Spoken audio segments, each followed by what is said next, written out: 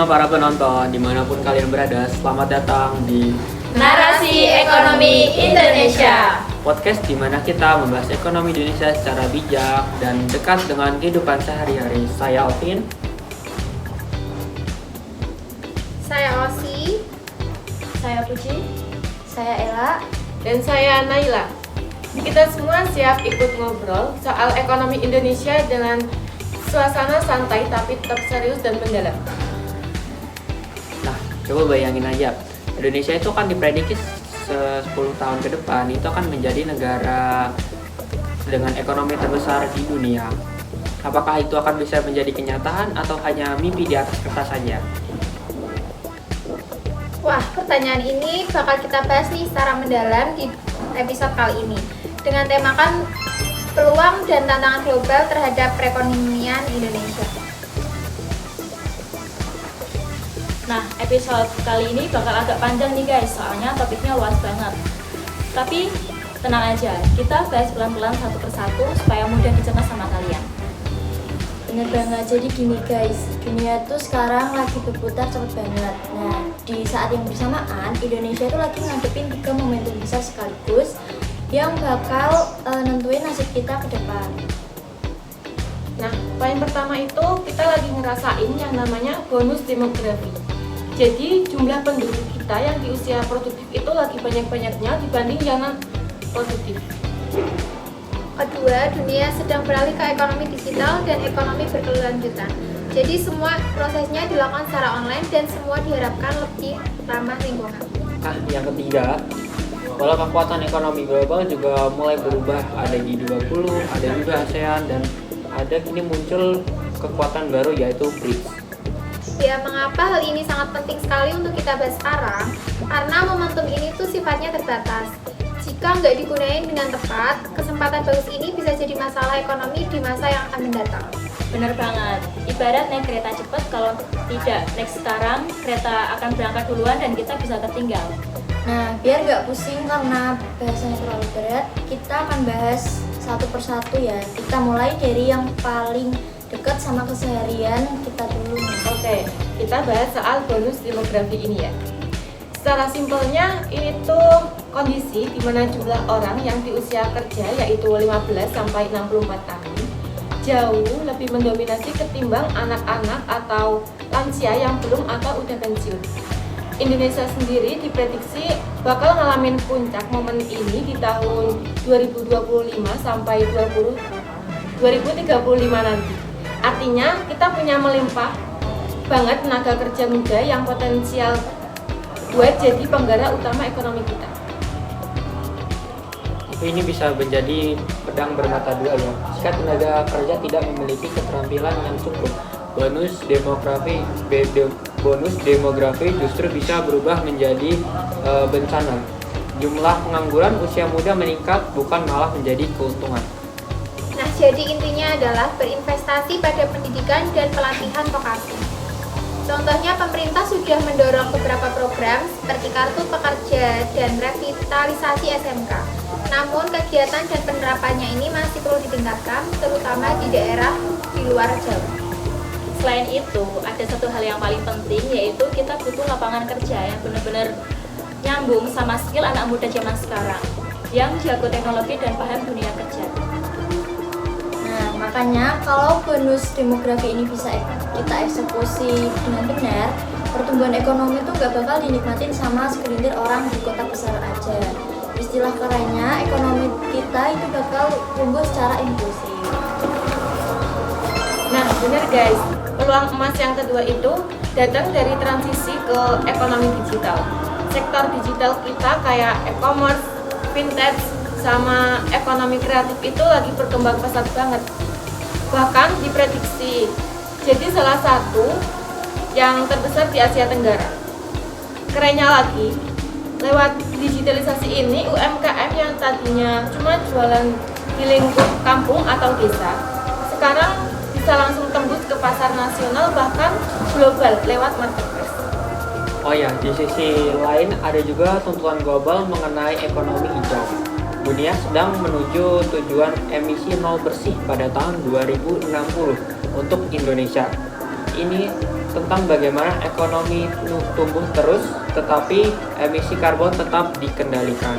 Nah, tantangannya beralih ke energi hijau memerlukan biaya yang cukup besar. Indonesia masih sangat memakai batu bara untuk kebutuhan listriknya. Transisi ini nggak bisa instan. Nah, justru ini yang bikin deg-degan. Kalau terus-terusan ditunda, kita bisa kehilangan akses ke pasar ekspor yang semakin ketat soal standar lingkungan. Contohnya nih, aturan karbon dari Uni Eropa yang sekarang mulai berlaku buat produk ekspor kita. Tapi justru di tengah keributan transisi itu, disitulah gold mine apa peluang emasnya Indonesia.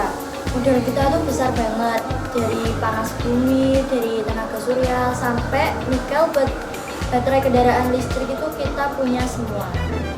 Nah, kalau semua potensi energi hijau itu bisa dikelola dengan benar, kita bisa jadi pemain kunci di rantai pasok dunia.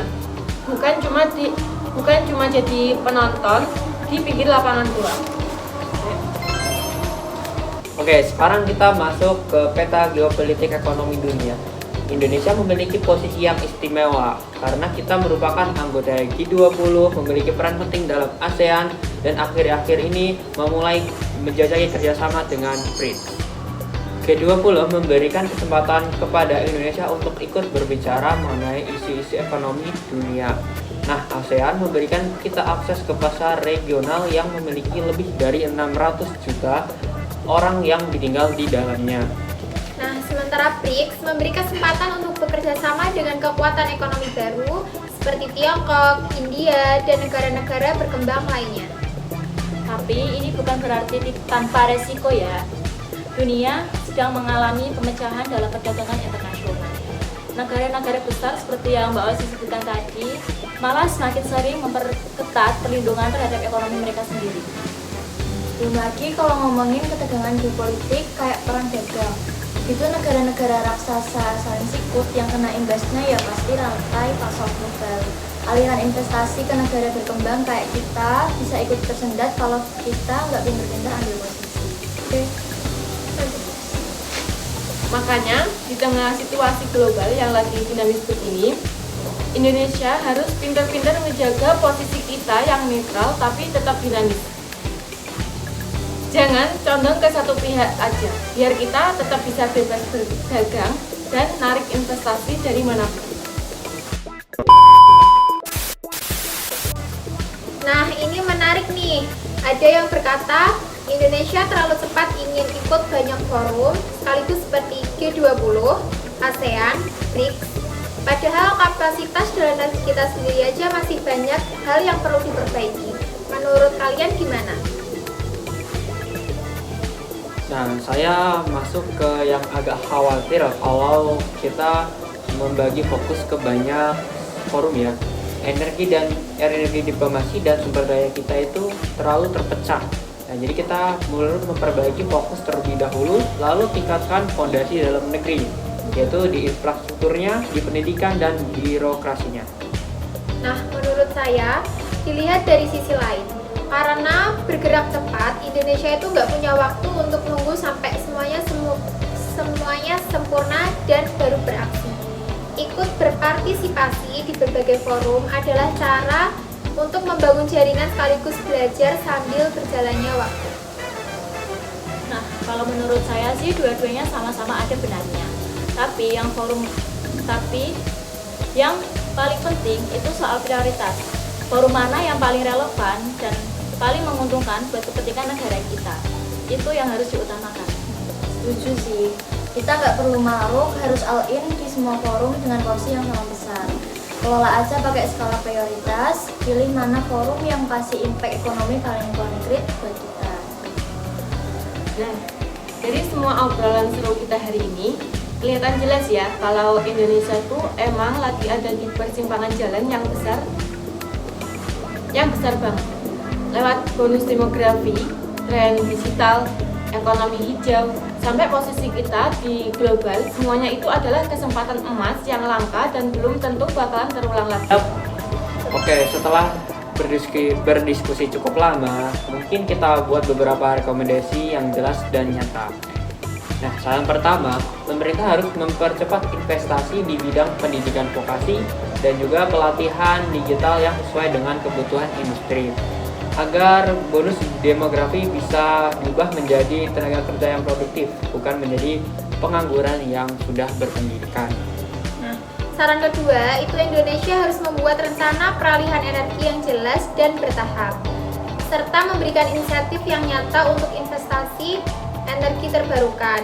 Jadi biar bisa menjadi bagian utama dalam rantai pasok ekonomi hijau global, bukan hanya penonton saja. Nah, rekomendasi ketiga nih, pemerintah dan pengusaha perlu bikin daftar prioritas soal keikutsertaan di forum internasional. Fokusnya ke forum-forum yang kasih manfaat ekonomi yang jelas dan nyata buat Indonesia. Intinya, 3 langkah tadi itu sangat amat realistis buat kita mulai dari sekarang. Tinggal kita kawal aja perkembangannya dari tahun ke tahun, konsisten atau enggak. Nah, dari semua obrolan seru kita hari ini, kelihatan jelas ya kalau Indonesia tuh emang lagi ada di persimpangan jalan yang besar banget. Lewat bonus demografi, tren digital, ekonomi hijau, sampai posisi kita di global. Semuanya itu adalah kesempatan emas yang langka dan belum tentu bakalan terulang lagi. Nah, tapi peluangnya itu nggak datang secara otomatis ya. Dibutuhkan juga kebijakan yang tepat, kesiapan tenaga kerja manusia, serta keberanian untuk mengambil sikap di tengah dunia yang semakin tidak pasti. Nah, untuk kalian yang dengerin episode kali ini, coba deh mulai lebih kritis dalam mengecek berita ekonomi. Bukan hanya soal harga, bahan pokok, tapi juga soal arah dari kebijakan besar dari negara kita. Dan yang perlu diingat, keputusan-keputusan besar itu cepat atau lambat pasti bakal ngaruh ke kehidupan sehari-hari kita semua. Oke, itu tadi obrolan seru dari kita. Terima kasih banyak ya sudah menyimak Narasi Ekonomi Indonesia, podcast yang membahas ekonomi secara cerdas dan dekat sama keseharian kita. See you di episode berikutnya. Terima kasih guys.